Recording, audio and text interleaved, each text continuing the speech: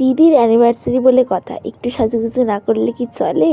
একটা সুন্দর ড্রেস পরে ছোট্ট একটা পুতুলের মতন সাজুগুজু করেছি আর চলে এসেছি অ্যানিভার্সারি পার্টিতে। নমস্কার, কি অবস্থা সবার, কেমন আছেন সবাই? আশা করছি সবাই অনেক ভালো আছে। তো আজকে আমার বাবার ছোট্ট পরিটা একটা সুন্দর সারারা পরে, মায়ের পছন্দ করে একটা মিষ্টি জামা পরে সুন্দর করে সাজুগুজু করে চলে এসেছে, বেরিয়ে পড়েছে হচ্ছে কোন্নগরের উদ্দেশ্যে। আজকে হচ্ছে দিদির অ্যানিভার্সারি, মানে আমার পিসির মেয়ের হচ্ছে আজকে অ্যানিভার্সারি, আর সেই জন্যই আমরা সকলে মিলে বাসে করে বেরিয়ে পড়েছি হচ্ছে কোন্নগরে যাওয়ার উদ্দেশ্যে। একটা বছর কেটে গেল, হ্যাঁ, মাঝখানে কত স্মৃতি জড়িয়ে গেছে এই একটা বছরে। এই একটা বছর আগে আমি কীরকম একটু অন্যরকম ছিলাম না? এই একটা বছর আগে আমি তখন ক্লাস 11-এ পড়তাম, এখন ক্লাস 12-এ পড়ছি। তখন একটু চেহারা বদল ছিল, এখন একটু বদল হয়েছে। এই একটা বছরে কত মানুষও পাল্টে গেছে, কত মানুষকে চোখের সামনে পাল্টাতে দেখেছি। এই একটা বছর কত কিছুই না শিখিয়ে দিয়েছে। আর তার মধ্যেখানে দিদির বিয়ে হয়েছে, এটাও 1 বছর হয়ে গেল। তো আজকে আনন্দের দিন, আর কি দুঃখের কথা তোমার সাথে শেয়ার করবো, অন্য একদিন শেয়ার করবো। আচ্ছা, আর এসব কথা তোমার সাথে গল্প করতে করতে দেখো এখন আমরা কাউন রেস্টুরেন্টে পৌঁছে গেছি। আজকে কাউন রেস্টুরেন্টে দিদির অ্যানিভার্সারি পার্টি অ্যারেঞ্জ করেছিল, আর রেস্টুরেন্টের অ্যাম্বিয়েন্সটা না ভীষণ সুন্দর ছিল। আর এটা হচ্ছে দিদির অ্যানিভার্সারি কেকটা, যেটা যারা কেকটা প্রোভাইড করেছিলেন তারা এসে ডেকোরেট করেছিলেন অলরেডি। প্রথমে আসতে একটা ওয়েলকাম ড্রিঙ্কস পেয়ে গেছি, আর এখানে দিদির ফটোশুট চলছে। দিদি প্রচন্ড ফটো তুলতে ভালোবাসে, সুন্দর সুন্দর পোজ দিয়ে ফটো তুলছিল। আর এই যে আমার পাশে সেই মানুষটা বসে, যেই মানুষটা আমার জীবনে ভালো খারাপ সব সময় আমার পাশে পাই। জানি না সেই মানুষটা সম্পর্কে কতটুকু আমি গুছিয়ে বলতে পারি, কিন্তু সেই মানুষটাকে আমি হয়তো গুছিয়ে অতটা বলে প্রকাশ করতে পারবো না। সেই মানুষটা আমার কাছে অনেক কিছু। আর দিদি আর জামাইবাবুকে সেদিনকে অনেক সুন্দর লাগছিল।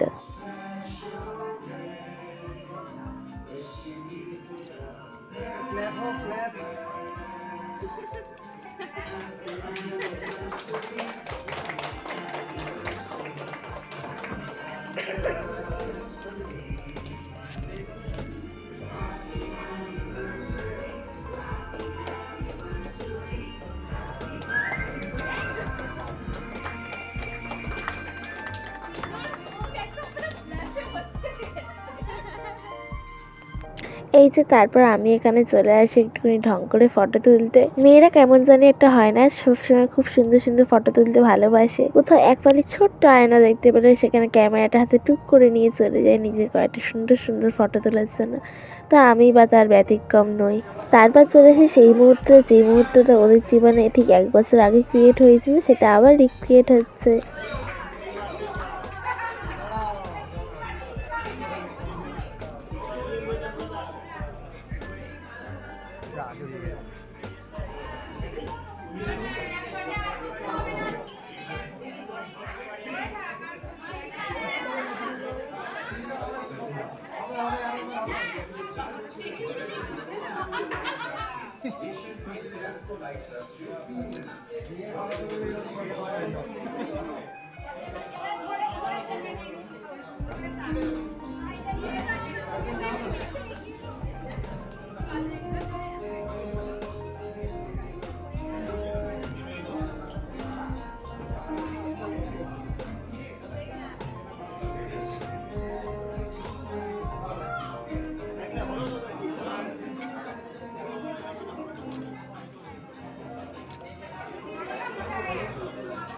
তারপর একটু করে অ্যানিভার্সারি কেক খেয়ে নিই। কেকটা অনেক মজার খেতে ছিল।